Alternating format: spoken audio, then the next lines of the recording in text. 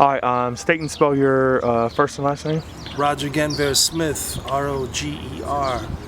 Genver, Guenveur, Smith, Smith. Boom. Give us your name, title, and if there's an organization you represent. Oh, wow. Roger Genver Smith, title, Universal Negro Improvement Association.org.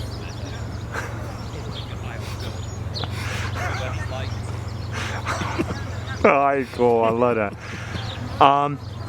So, if you can, Roger, tell us your affiliation with this organization out of Duquesne. Well, we're working on this thing called Performing History. It's a social living collective in which we meet every Friday morning, 8 o'clock my time here in LA and 11 o'clock Pittsburgh time. And for an hour, we share work. We share dreams, we share nightmares. Some of the work is improvised, and some of the work is pre-written, and some of the work is a combination thereof. And it's been a tremendous gathering of people who are speaking, yes, but also listening. So we vibe off of what we create for each other, for ourselves, and for a larger listening audience as well. But it's very intimate, it can be very moving, and it's always very challenging to step up into the electronic box and to share what resonates with us politically, personally. It's been a great journey so far, and some of the people who are participating in this are creating work which is really priceless, really unforgettable, and the range of experiences that the participants have is very wide, very diverse, but in some ways speaks to Pittsburgh history, and that's always exciting to me, because Pittsburgh to me has always been a fascinating place. I've worked there just a couple of times. I did a John Singleton film there. I performed Huey Newton there. I did a baseball play called Juan and John at the August Wilson Center. So every time I have an opportunity to work at Pittsburgh, I learn a little more. Of course, my great friend, Mr. Bill Nunn, who played Radio Raheem in Do the Right Thing, is from Pittsburgh, and whenever I hit the city, we always had a great time. And I miss him dearly, but I know just like those hills in Pittsburgh, the strength of Bill Nunn continues to resonate in my imagination. And one time, Bill took me up way above the rivers, and it was a spectacular view, right? A lot of bridges, a lot of, smokestacks coming up, and you could see the variety of communities. But I imagined what Pittsburgh was before all of that development, when it was just those three rivers flowing. And it's a beautiful place, particularly when imagined like that. And here we are on the banks of the Los Angeles River in LA, and this is the first place. This is where human civilization began, right here. The Tongva people, who were here way before Columbus, before Cabrillo came into the harbor out there, about 40 miles away. This is where LA was first developed.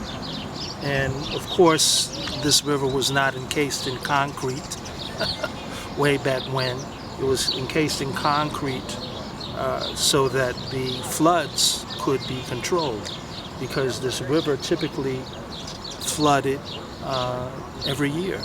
And of course, the indigenous folks knew when those floods were going to come and they could avoid it. But once we had all of this Euro-American development here, the flooding was something to be avoided and to be controlled. And now we're at the point where we're saying, well, maybe we need to reclaim some of this green space and make it work for us. And so that's what the move is right now here in LA, to try to reclaim the beauty, the vitality, the necessity of this as a living and breathing environment, as the Tongva people did so many years ago. Now, the first people who came here were called the pobladores, and they were people of color. They came from the Sonoran Desert in what is now Mexico. And they arrived here, and it was a dozen or so families. They were African, they were Indian, they were mestizo, they were in the minority Spanish people. So that is really the root of LA, the Tongva people, and then the pobladores, who were people of color. That is the true history of where we're sitting right now. It's not Hollywood. It's not about surfing. It's not about that history. It's about a different history that just now we're starting to reclaim ecologically and genealogically, making that recommitment to the environment. Wonderful. Working with fighters and survivors like Leon Ford, why is it important to be a part of these conversations that happen every Friday? Well, we have to have these conversations every Friday and every Saturday and every Sunday and every day of the week and every year on the calendar, whether it's a Gregorian calendar or an Aztec calendar. We've got to work it out. We have to let it go. We have to explore. We have to do in this theatrical form, in this poetic form, which that which is not on the regular. It's not in the regular programming. It's not in the regular Babylonian agenda. We have to always commit ourselves to freedom. Robeson said, you either commit yourself to freedom or you commit yourself to slavery. And Robeson said, hey, I have no alternative. I'm the son of enslaved people from Robeson County, North Carolina, right? And that, for me, has always been kind of a North Star of guidance. A Paul Robeson, a Ruby Dee, a Freddie Washington, all of these people who are obviously distinguished and dynamic artists, but who committed their art to liberation.